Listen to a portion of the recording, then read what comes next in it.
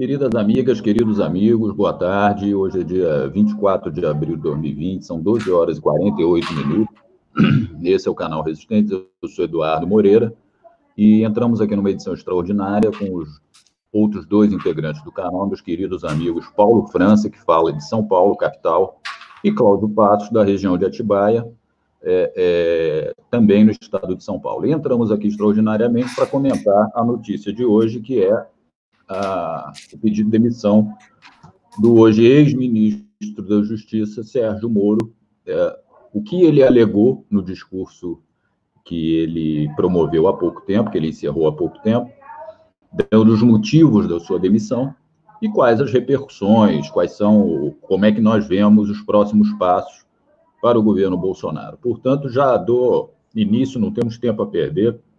Cláudio Passos, por favor, você já está aí com o microfone aberto. Manda brasa, meu amigo. Boa tarde, meu amigo Eduardo Moreira, boa tarde, Paulo França, boa tarde, amigos internautas. Estamos aqui, então, como o Edu anunciou, numa edição extraordinária para comentar rapidamente a queda do ministro Moro, que até ontem era o super-ministro na área da Justiça. É uma notícia impactante, eu confesso que acreditava que haveria algum entendimento, alguma acomodação para que ele permanecesse, mesmo saindo o diretor da Polícia Federal, né, o diretor-geral, o Valeixo, que era indicação do Moro. Mas me parece que durante a madrugada as coisas ferveram em Brasília e acordamos com essa notícia no Diário Oficial, com a exoneração do diretor-geral da Polícia Federal. Curioso notar que no Diário Oficial consta a assinatura do Moro e na declaração que ele fez há pouco, em entrevista, ele afirma, Sérgio Moro, que não assinou essa exoneração. Aí já tem mais um ingrediente para ser também investigado. Agora, de qualquer maneira, mostra que o presidente Bolsonaro avança nos seus objetivos de tornar qualquer investigação que o coloque em situação constrangedora, principalmente vindo por parte dos filhos, ele vai agir. Né? Ficou claro para todos nós que a investigação que a Polícia Federal fazia em relação às milícias, em relação a tudo que envolve os filhos do Bolsonaro, incomodou o presidente e ele, então, toma essa atitude radical de não permitir que nenhuma personalidade do seu governo coloque em risco o seu projeto político, que é um projeto de avanço num Estado, na direção de um Estado policial e autoritário, né? Talvez essa seja a maior revelação que todos agora não têm como não enxergar de um avanço de fato sobre qualquer risco que possa envolver os seus filhos numa investigação que o coloque em situação constrangedora.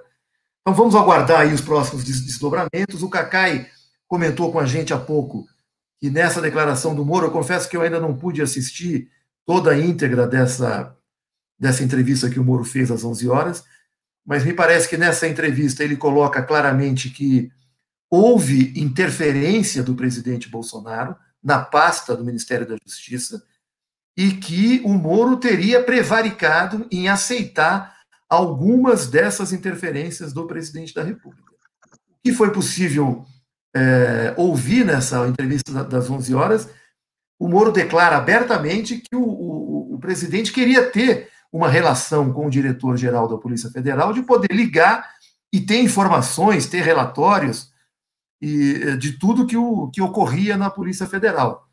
E que o Moro agora se diz que isso contrariava, não é, a carta branca que ele teria como compromisso do presidente para exercer o Ministério da Justiça, mas fato é que o Moro agora é uma página virada, me parece até uma saída melancólica do governo, né? Vamos aguardar o que teremos aí de desdobramento nos próximos dias. Fico por aqui nesse primeiro momento para passar a bola aí para ouvir um pouco vocês. Maravilha, Cláudio. Eu quero lembrar, Cláudio, eu assisti inteiro, apesar da minha ojeriza, inclusive ao tom de voz dessa figura, eu vi inteiro o discurso dele, e a primeira coisa me chamou a atenção quando ele faz o relato, eu já vou passar para o Paulo, ele diz que quando estava na Lava Jato, um baita combate à corrupção daqueles governos, mas ele diz que naqueles governos não houve qualquer interferência na Polícia Federal e o trabalho da Polícia Federal, inclusive não houve qualquer postulação nem pedido de mudança de sequer algum superintendente da Polícia Federal. Em segundo lugar, ele diz que aceitou ser nomeado ministro da Justiça por Bolsonaro e a única exigência que ele fez, além de ter carta branca dentro da pasta, foi de que, como ele iria enfrentar grupos criminosos muito poderosos, segundo ele, de que a família dele tivesse garantido uma pensão. Eu nunca vi isso. Quer dizer, o próprio ministro da Justiça confessa em rede nacional a tratativa de recebimento com dinheiro público por parte da sua família em caso de algo acontecer com ele, sem ter direito a isso, sem ter qualquer direito a isso. Primeiro, isso é escandaloso. Na minha humilde opinião, o próprio ministro da Justiça e juiz federal confessa que tinha acordado o recebimento de dinheiro público por parte da sua família sem ter direito a isso. Então, esse é o primeiro ponto que chama muita atenção. E depois ele aponta crimes cometidos pelo presidente da República. O presidente está muito preocupado com inquéritos do Supremo Tribunal Federal. Evidentemente, ele não apontou nominadamente, mas o das fake news que estão chegando ao filho do presidente Carlos Bolsonaro e ao Flávio Bolsonaro, que ele está muito preocupado com esses inquéritos, e que ele queria ter, como diretor da Polícia Federal, um homem que ele, presidente da República, pudesse a qualquer momento ligar e receber informações desses inquéritos, relatórios de inquéritos, quer dizer, uma interferência clara do presidente no andamento de investigações, com o objetivo evidente de bloquear tais inquéritos. Então, só para dar esse panorama, eu queria te ouvir, Paulinho, qual é a tua opinião a respeito e o que viemos por aí? As acusações são gravíssimas, né, Edu? Né, Cláudio?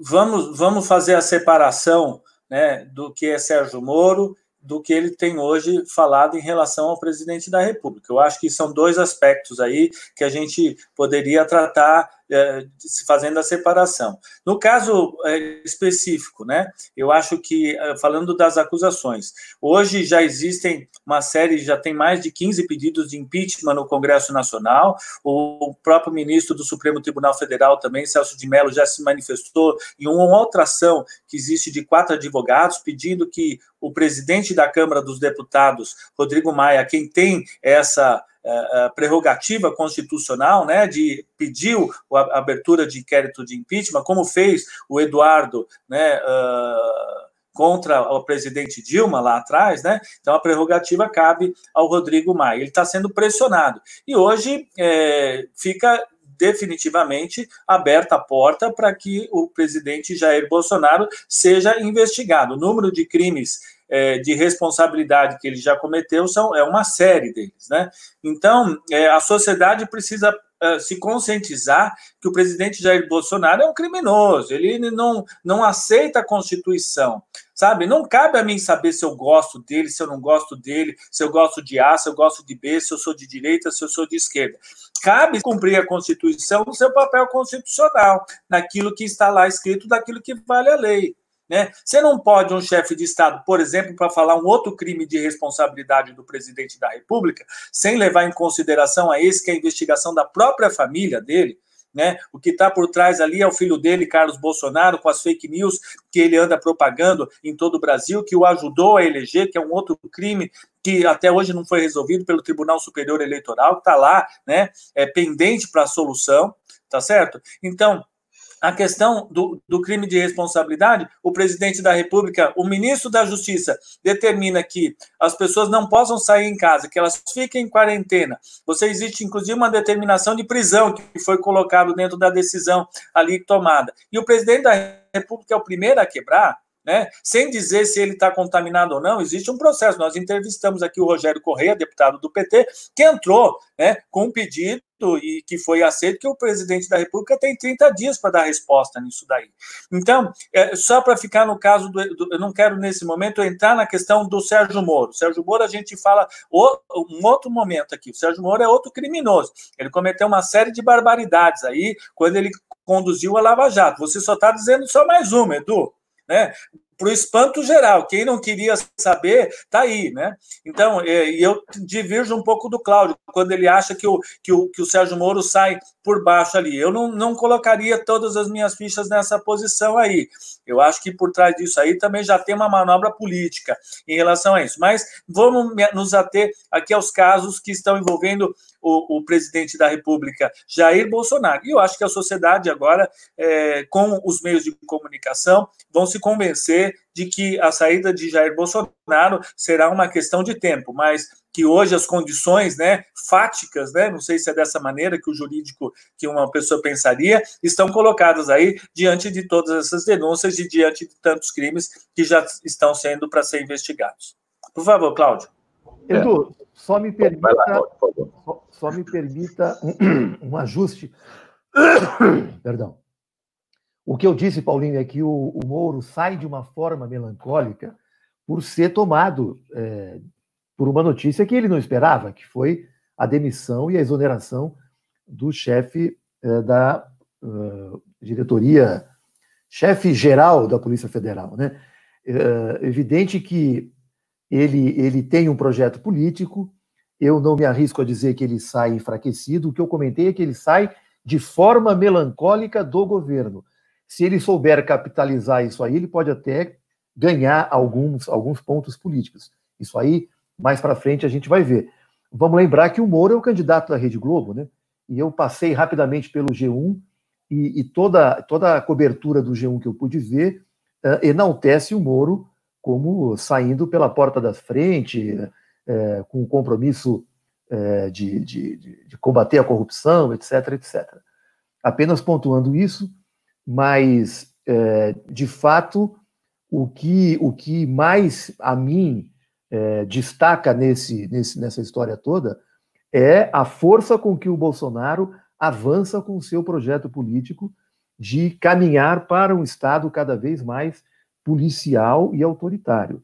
Quer dizer, embora haja inúmeros pedidos de impeachment na mão do Rodrigo Maia, ontem eu cheguei a ver uma notícia que já existem mais de 20, alguns falam em 21 ou 24 pedidos na Câmara Federal.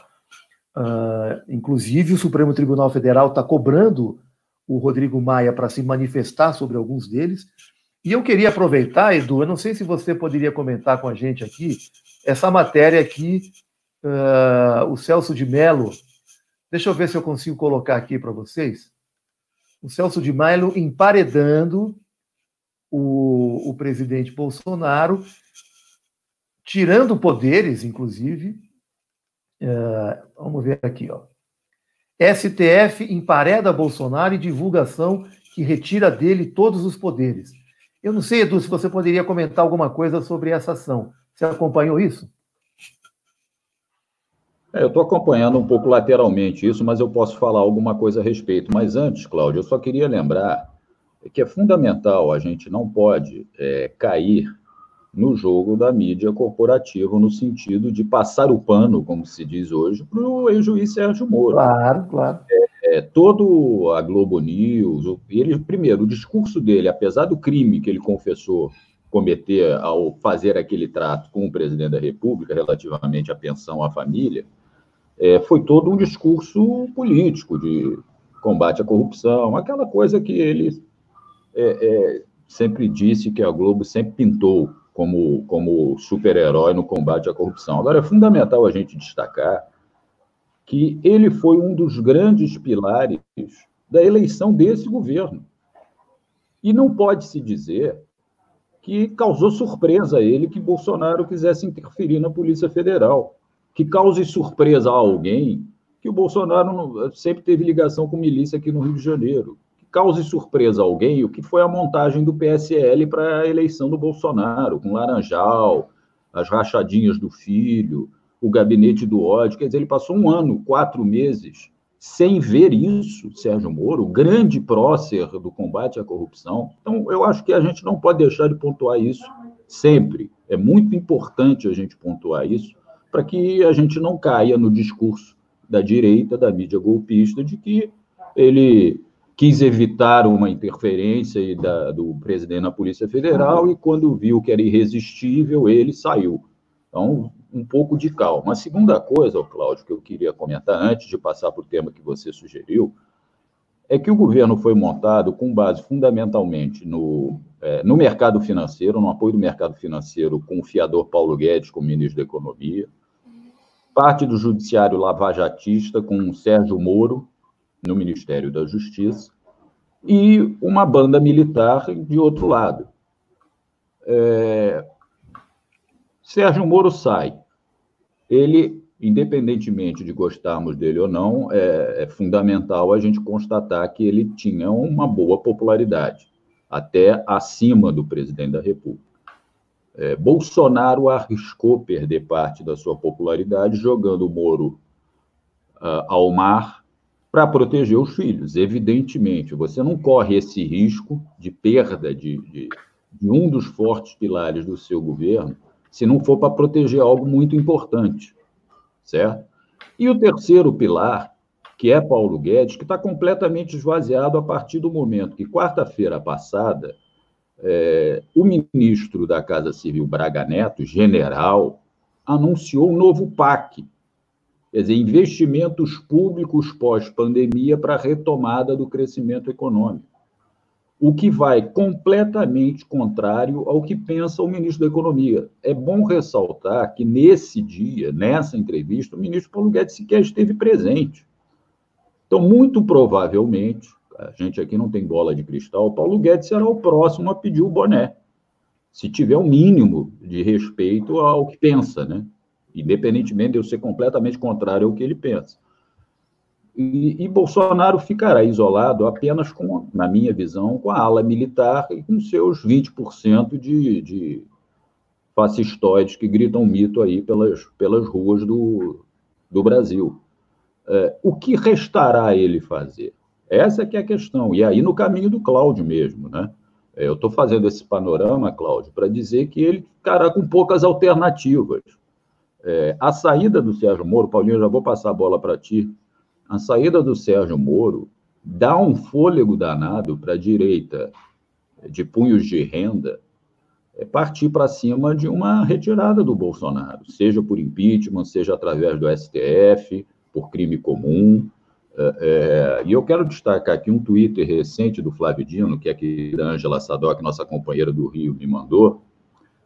Flávio Dino disse o seguinte, do ponto de vista jurídico, o depoimento de Moro constitui prova de crimes de responsabilidade contra a probidade na administração, contra o livre exercício dos poderes e contra direitos individuais, artigo 85 da Constituição Federal e Lei 1079 de 50.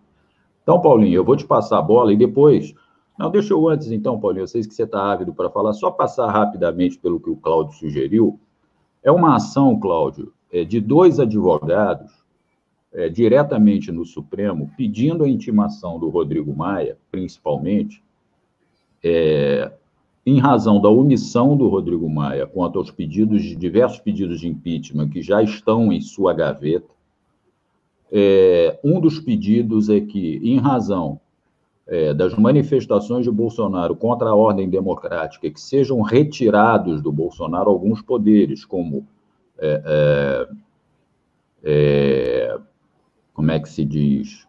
Decretar estado de sítio, decretar estado de emergência, não poder convocar as Forças Armadas para intervenção no país, e diversos outros poderes. Então, tem alguns pedidos elencados nessa ação, e o ministro Celso de Mello está intimando o Rodrigo Maia para se manifestar, e talvez esteja intimando também o Bolsonaro, porque um dos pedidos é que seja investigado quem financiou aquele ato de domingo passado, no qual o Bolsonaro esteve presente.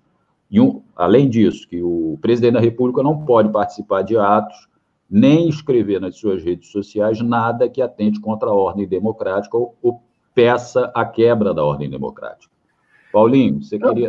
Antes do Paulinho, deixa eu só comentar que entre as restrições que o Edu comentou, diz aqui a matéria que estaria restrito até a nomeação de ministros.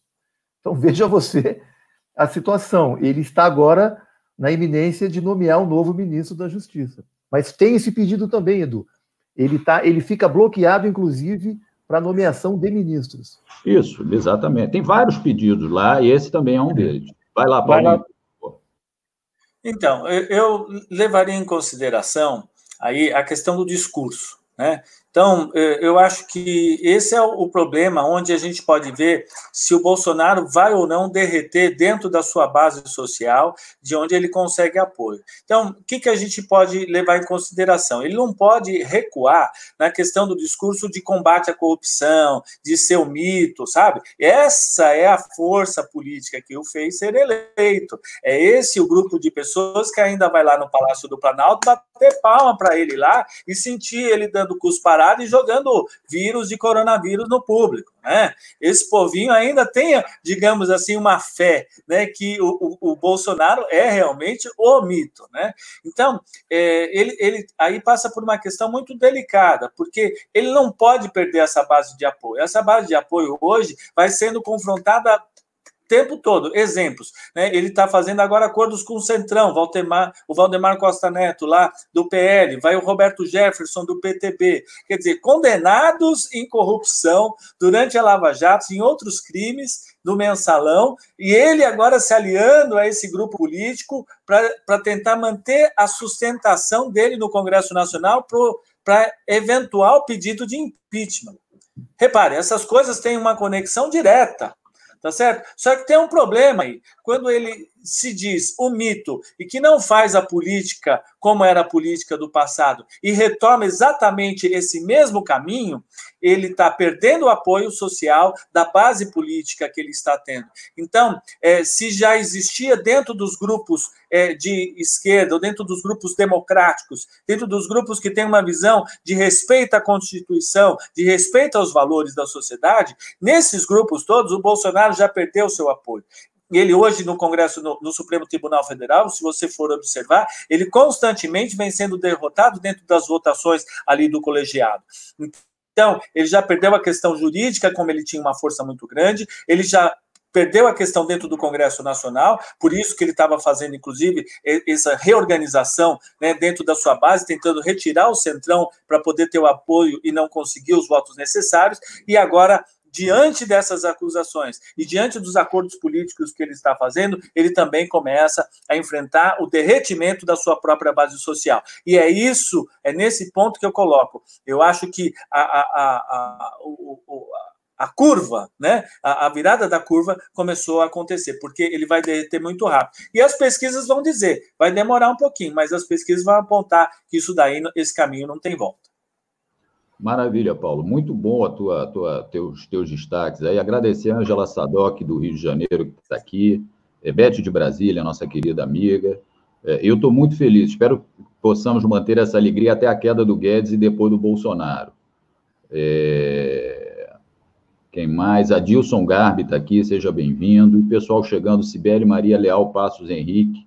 Moro jogou cocô no ventilador e foi todo na cara do Bolsonaro. Oi? Não, só destacando que a Cibele é minha querida irmã. Eu imaginei pelo sobrenome, Leal Passos. Muito beijo, bom. Minha linda irmã. Muito obrigado pela sua audiência, viu?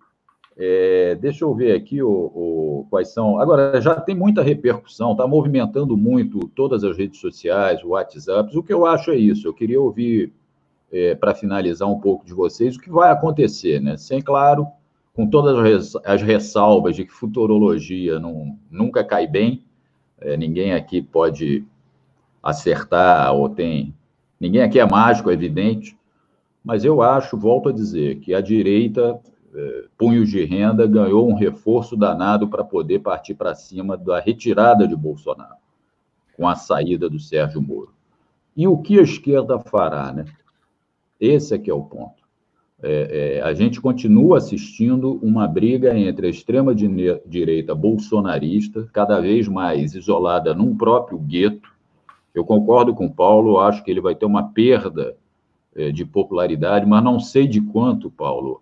Há ele continua muito sólido numa determinada parcela da população que saiu do armário, que sempre defendeu isso que ele defende, né? Essas coisas horrorosas que ele defende. É uma briga entre a extrema-direita e a direita, que comanda o parlamento e boa parte do judiciário, né? Os conservadores.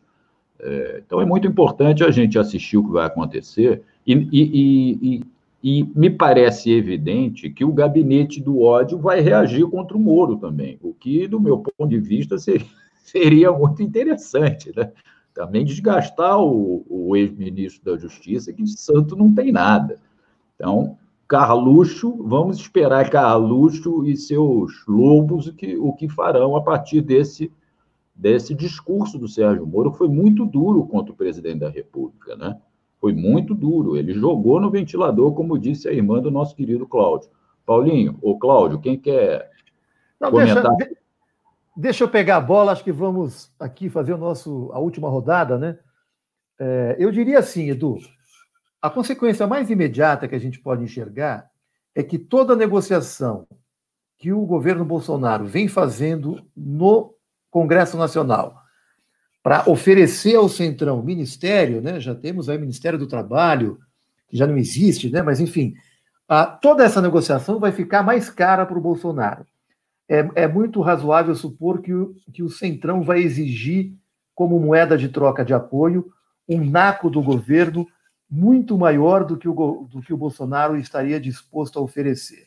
Esse é um ponto. E a gente sabe que essas negociações sempre acabam chegando no objetivo final, que é garantir o número de votos suficientes para barrar qualquer pedido de impedimento do Bolsonaro. Então, por mais enfraquecimento que haja na base social do Bolsonaro, vamos lembrar que ele dispõe de um núcleo duro que as pesquisas sempre apontam na ordem de 20% a 25%. Esse núcleo duro, muito provavelmente, não se altera com a saída do Moro. Ele pode derreter em faixas além disso. E esses 20%, 25% de apoio social, somado à polícia militar, somado aos evangélicos, somado às milícias, somado a uma parte do exército brasileiro, é uma correlação de forças suficiente para barrar qualquer pedido de impeachment e levar o governo até 2022. Então, é preciso que haja uma movimentação muito articulada daquela parte da direita, punhos de renda, como diz o Edu, que já vê esgotada a sua tolerância com os maus modos do presidente, né? Essa direita de punhos de renda quer ter alguém mais bem cheiroso conduzindo essa agenda ultraliberal. E aí nós vamos ter que aguardar como é que isso vai se dar.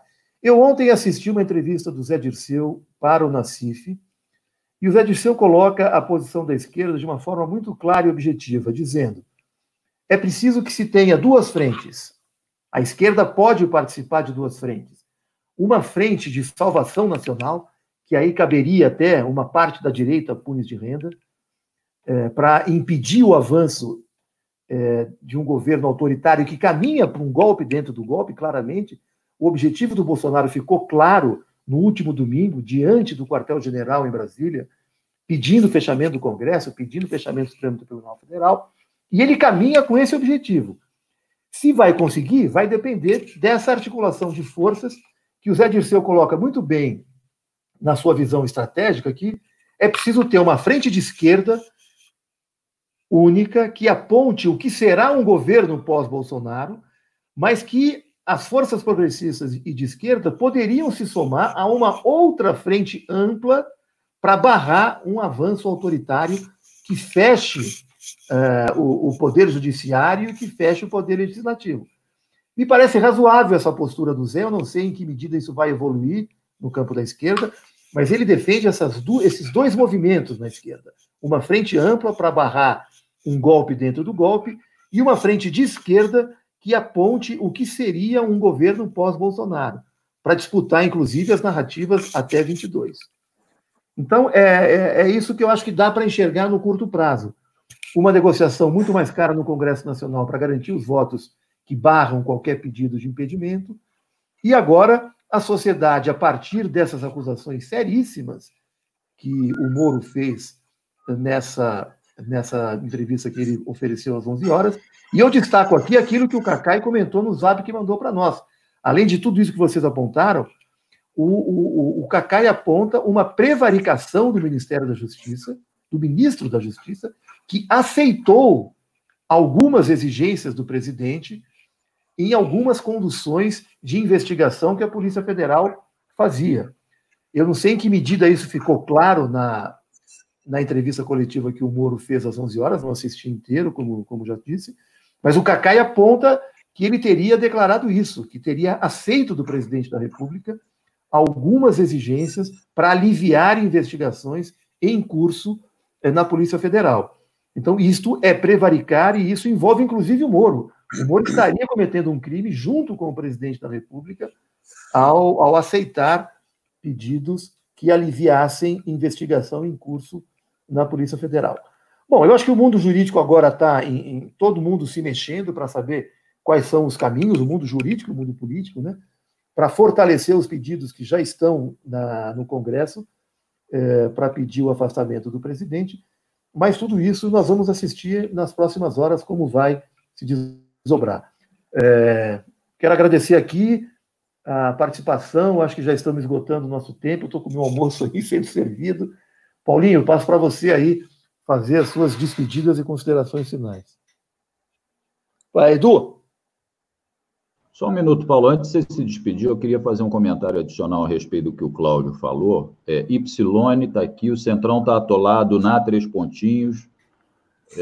Agora é PDT, pela democracia e legalidade civil, é o registro dele aqui. Aécio e Temer são intocáveis e, pelo jeito, o Bozo também vai entrar para essa turma. Tem que passar o carro nessa turma toda do Bolsonaro. São os comentários do Y. Muito obrigado pela tua participação e tua presença. Se inscrevam no canal, quem não for inscrito. Clique em like. Like não quer dizer que você gostou muito ou não da conversa, mas sim que você ajuda a impulsionar o canal. Toque o sininho para receber todas as notificações e compartilhe em suas redes. Antes de passar para o Paulo, Cláudio, a negociação com o Centrão pode ou não impedir um impeachment. Vamos lembrar que a presidenta Dilma tinha diversos integrantes dessa turma até em seu governo. O Gilberto Kassab era ministro, dias antes de sair para votar a favor do impeachment. Então, o Centrão, em nenhum momento, é uma ala política confiável, e eu acho que todos em Brasília já perceberam que Bolsonaro também não o é. O Moro, me parece que disse, agora ele falou tanta coisa, que chegou a acertar algo com o Bolsonaro ontem, e de madrugada saiu a exoneração a pedido do diretor da Polícia Federal. O Moro ligou para o sujeito e o cara disse, cara, não pedi nada. Então, me parece que Bolsonaro, no trato político, ainda que o mais rasteiro que seja, ele não tem credibilidade nenhuma. Porque quantas vezes ele diz uma coisa, no dia seguinte ele diz, inclusive com relação a acertos na área política. Tudo vai depender da maré popular, né? Tudo vai depender da maré popular, do judiciário, do legislativo, de uma forma geral, dos poderes, do mercado, da grande burguesia que tem interesses nas reformas ultraliberais. E eu volto a destacar o que eu disse. Esse pacote econômico, o novo PAC anunciado por Braga Neto, independentemente de confiar que vai ser executado ou não, porque o Nassif desmonta esse PAC em razão exclusivamente da existência ainda da PEC do teto de gastos públicos, mas é uma virada econômica que não atende, muito pelo contrário, agride a grande burguesia nacional e internacional que quer a privatização, que quer investimento público zero. Então, vamos ver quais são os próximos passos. Paulo, por favor, meu querido amigo. Eu leria Maquiavel nessa hora, sabe, Cláudio? Eu acho que o bem contra o mal está aí colocado, né? E o Sérgio Moro vai funcionar como personagem que a imprensa, que a direita, que todos esses bandos de corruptos que apoiaram, né, a derrubada da Dilma Rousseff com seus interesses pessoais, ele é o catalisador disso. Na minha cabeça está muito claro. Né? Você quer a capa da Veja do fim de semana? Você quer a capa da Veja no fim de semana? Você ainda não conseguiu ver? Você está louco? Você quer a capa do Estadão amanhã? Você quer a capa do Estadão no domingo, na segunda, na terça? Você quer o próximo Roda Viva? Você está de brincadeira comigo? Tá certo? Qual foi a ação que os meios de comunicação organizados por meia dúzia de canal? O Sérgio Moro fazia acordo, né, espúrio com todos os canais de televisão, foi ser homenageado em Nova York, né, pela Central Globo de Jornalismo, foi ganhar prêmio lá do Dória, lá nos Estados Unidos, né, do Grupo Líder lá, essas coisas todas. Vocês estão de brincadeira, eles só estavam precisando lá do detonador, né? Vamos lembrar de um sujeito chamado Pedro Collor, ele precisou de uma Fiat Elba para poder derrubar, né, o Fernando Collor de Mello, que está lá no Congresso Nacional também, já falando mal do Bolsonaro, louco para votar, para derrubar o outro. Não, a vingança é um prato que se come frio, cara. Você está entendendo? E o Moro vai se promover, a Rede Globo, o acordo já está tudo feito, cara. Enquanto você estava dormindo, eles estavam se falando, amigo. Deixa de ser tonto, deixa de ser bobo, tá certo? A questão é, quantos dias, como que vai ser? Agora, que ele vai cair e que o Centrão já está pouco se lixando aí, amigo. O Roberto Jefferson tomou um chapéu, uma bola por baixo da perna, o Valdemar Costa Neto tomou um drible da vaca lá, os dois estão olhando para que lado vão, porque não esperava que fosse acontecer tão rápido desse jeito. O Centrão, cara, não vai se mobilizar. Lamento, eu aposto minhas fichas aqui. Eu só não sei qual que vai ser o pedido de impeachment que vai derrubar ele, como é que ele vai sair, mas eu vou dizer para você, as condições estão dadas e Maquiavel diria que Bolsonaro perdeu.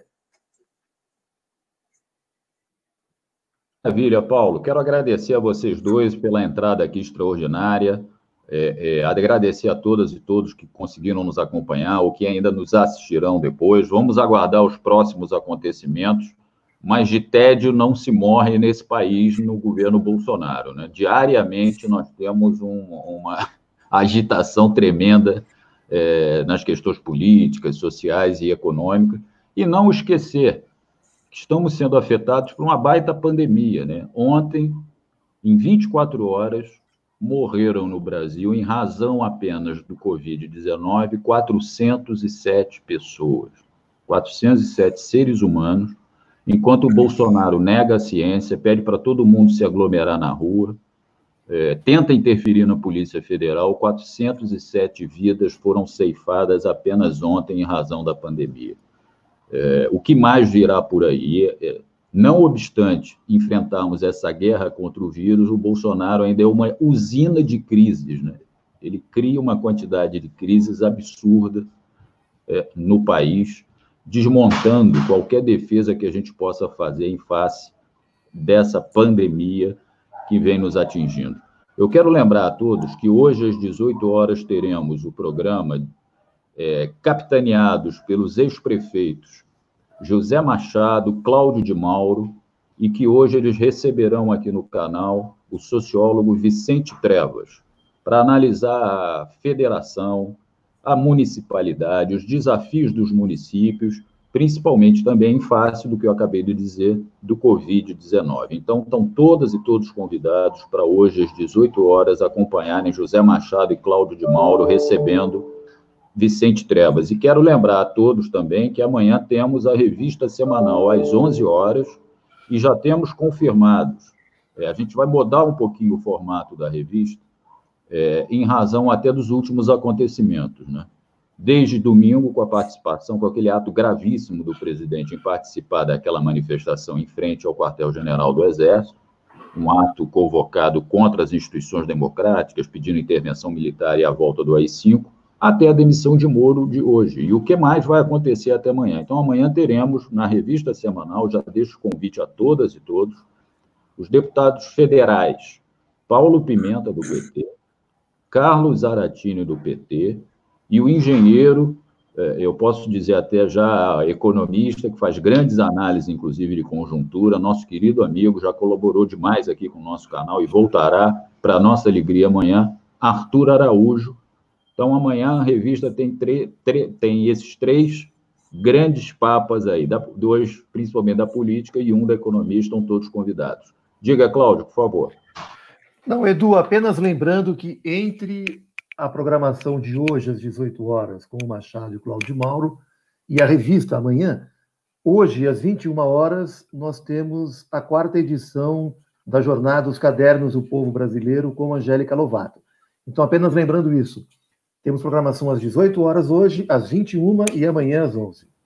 Muito bem lembrado, Cláudio. Eu quero, antes de encerrar, acabou de sair no G1 um post de Ana Flor, uma colunista, dizendo: além de Moro, Paulo Guedes entra na linha de tiro do presidente da República. Então, vamos ver qual vai ser o caminho de Bolsonaro. Pelo jeito, ele vai querer se fiar apenas com militares e vamos ver se vai ter força para executar o que ele pretende, né?